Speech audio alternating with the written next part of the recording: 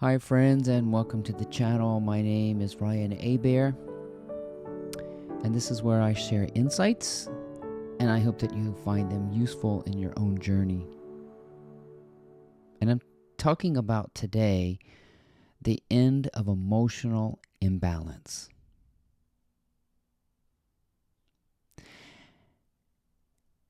And it starts with a song you probably learned as a child,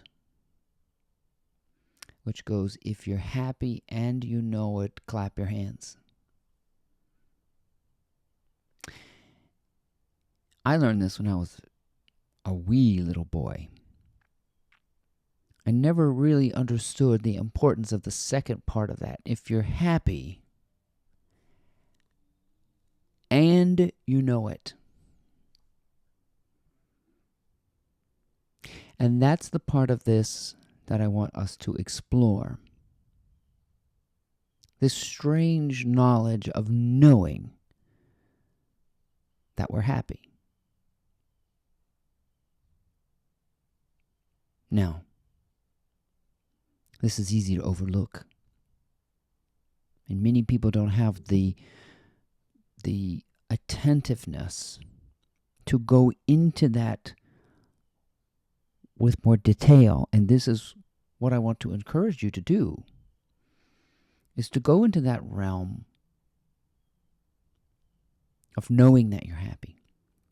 Most of us will settle with "I am happy," meaning that happiness and I are one and the same. And while that is true to some extent, there's another layer of knowledge. If you're happy and you know it.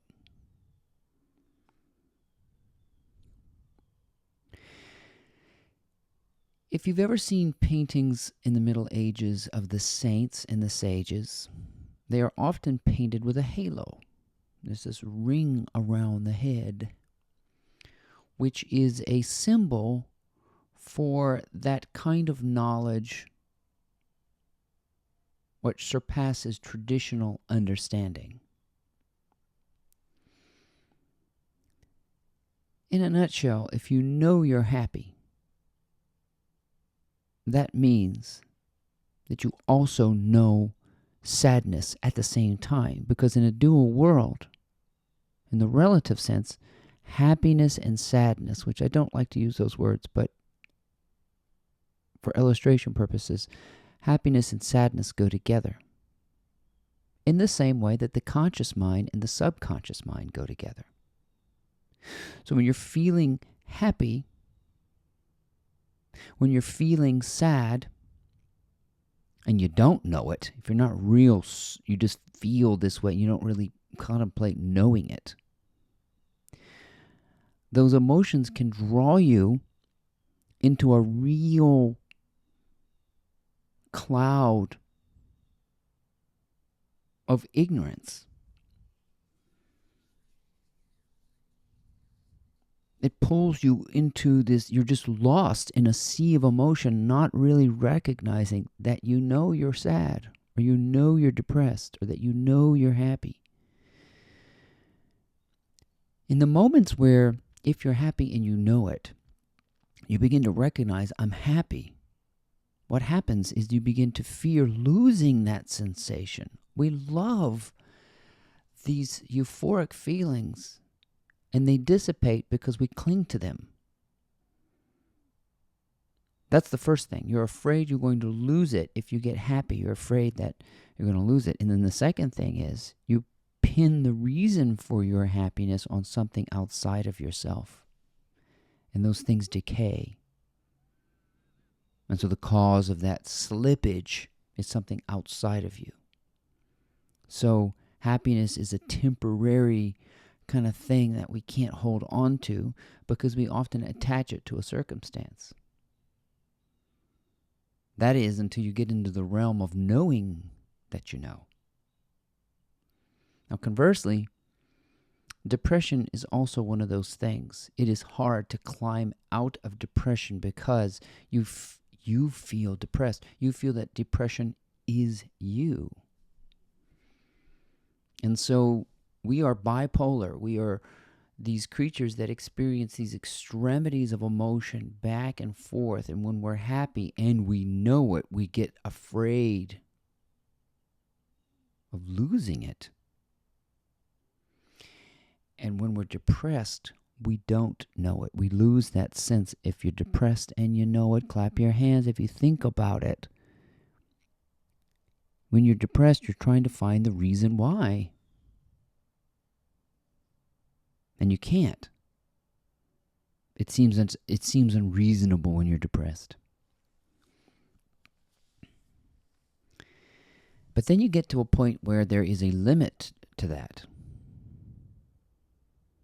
You get to what's called rock bottom. And I've been to rock bottom probably 4 times in my life where I wanted to actually end it. That is, until you reach the rock bottom. And that's what's called a breakthrough. See, depression is enhanced by a desire to get rid of it. That's what's called a double bind. So if you're depressed and you just don't want to feel that feeling, that adds another layer. So that's a double bind. So that is a layer of knowledge on top of, so you recognize depression. You say, I just don't want this. And then not wanting it sits on you because you can't get rid of it. But that's the same thing as being happy and you know it. So what do? You simply feel it. You allow that pain. You allow it in. You stop fighting it.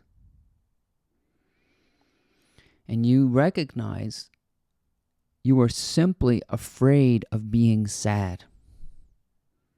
You are afraid of being fearful. You're afraid of fear.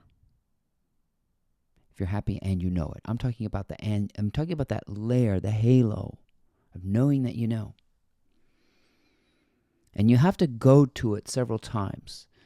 I had to be depressed 3 or 4 times, like really, really low. And this last was about 5 years ago. 3 or 4 years ago, probably. In that dark moment, I realized it felt familiar. And I had just simply been fighting it. Well, familiarity breeds contempt. So it's like one more step beyond familiar. It's simply just recognizing that negative emotions cannot harm you. And there's something different. A negative emotion cannot harm me. I must be different from the emotion. Do you see? I must be independent of what I think is causing this. Somehow cause and effect are together in the universe, but somehow I stand around both of those things. I am cause and effect. I am happiness and sadness. I am everything. You rise above it and realize that it's connected. That's what a breakthrough is. Going to the extremity of an emotion to realize it has a limit. To get so scared, it's euphoric. That's another way of looking at it. And sometimes pain and pleasure have this same kind of strange relationship where if you're torturing somebody, I'm just using this as an example. If you overdo it, they become euphoric. The pain becomes pleasurable. There is something about letting a negative emotion in, not resisting it, and recognizing how unharmful it is. And then you start realizing my circumstances must somehow be disconnected from me, the center, the invisibility of these emotions. And likewise, if you think about joy and pleasure, I must be separate, somehow detached from that. I must somehow be immune. For my circumstances are not causing that, because I am the cause and the effect. There's somehow I'm standing in the midst of it, untouchable. And then you develop something called equanimity, which is this feeling of immunity, healing, just absolute peace in that nothing makes a difference externally. These circumstances are trying to hook me in, inviting me to make me believe that my emotions are somehow attached to them. But I'm not attached to the circumstances. Those things are not causing my emotional swings.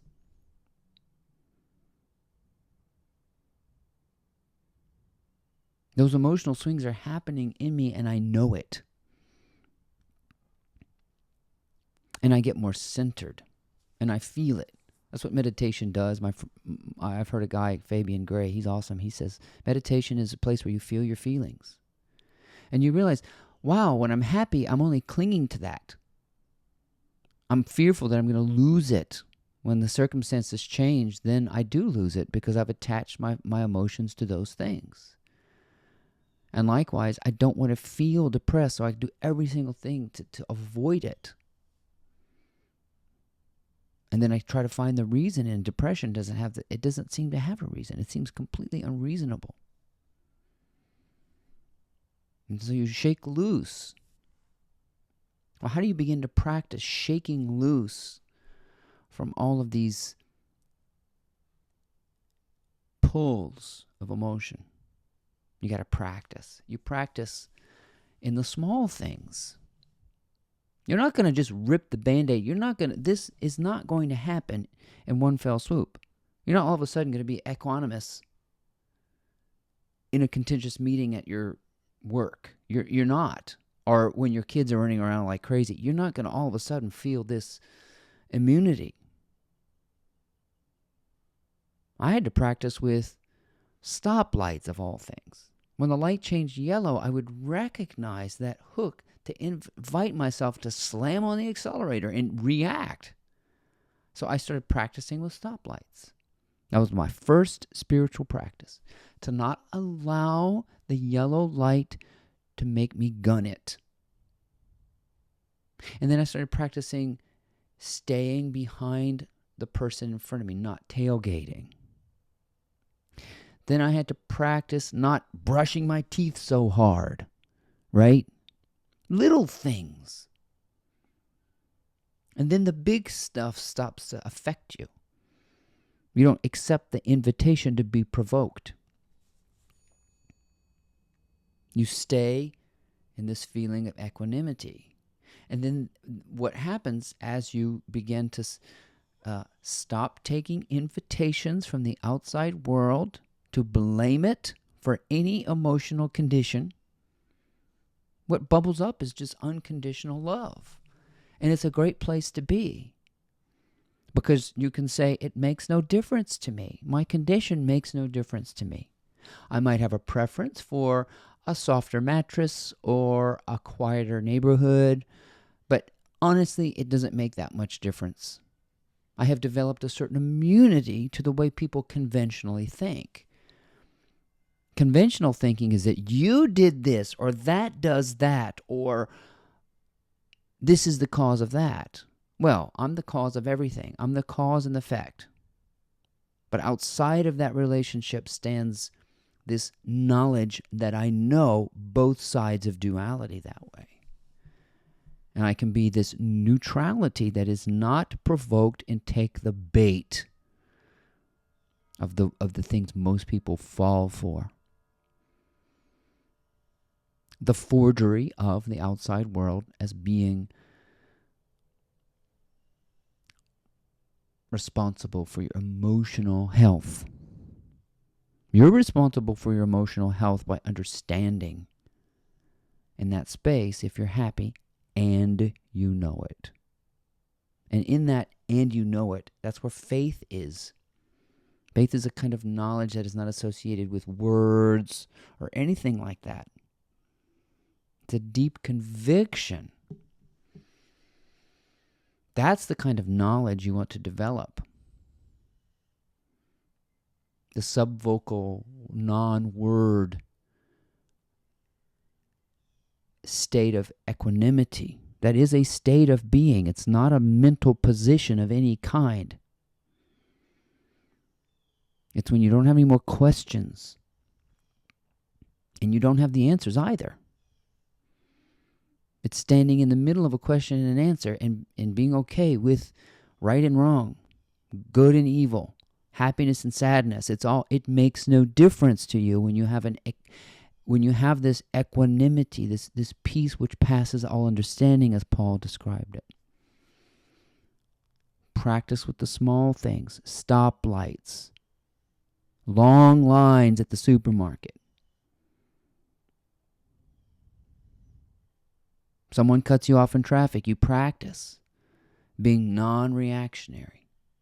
And you will find that then you can go into all kinds of quote-unquote contentious situations and stay in that do not take the invitations. It's not easy to not take the invitations at first. But you'll begin to recognize the bait. And then you'll stop having the debate. So that's the end of emotional extremism. You're not going to get rid of emotions. You're going to get rid of your fear of them. You're going to get rid of that. You're going to get rid of the fear that you're going to lose your happiness or never be able to recover from depression. But it comes in if you're happy and you know it. What is that? And you know it. It's a resonance, a spaciousness, a little gap, a halo. So you have the subconscious mind and the conscious mind. You can understand those two things only because you have a superconscious mind, which kind of hovers around both of those ideas. The subconscious mind is hiding something from the conscious mind, but it's all one mind. And that duality is bridged in something called the superconscious. That's when you develop a halo. Have your own halo. And you'll walk around like a saint. Not bothered. It makes no difference to you. You'll be like St. Francis, and the animals will come to you because you're not bothered. And this has nothing to do with religion or anything like that. It's just this pure, wonderful, centered equanimity. Always present here in the now. Take some practice, but you'll get there if you're happy and you know it. Clap your hands. My name is Ryan Hebert. I hope that you appreciated these insights today. Please check out my blog. It's called mymorningmotivator.com. We'll see you next time.